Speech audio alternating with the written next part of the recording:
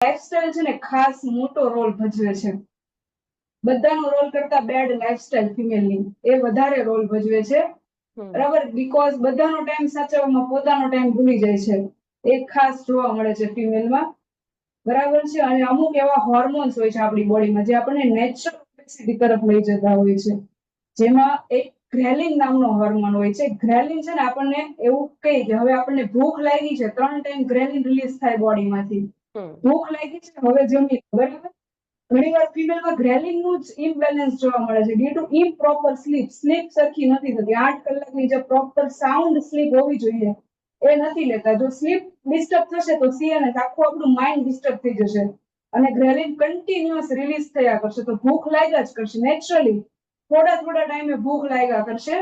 બરાબર, એટલે ભૂખ લાગશે એટલે જમવાના તો છે જ. અને ગ્રેલિન મોસ્ટલી શુગર ક્રેવિંગ કરાવશે આપણી બોડીમાં. એટલે અલ્ટિમેટલી આપણે એવું કોઈ ફૂડ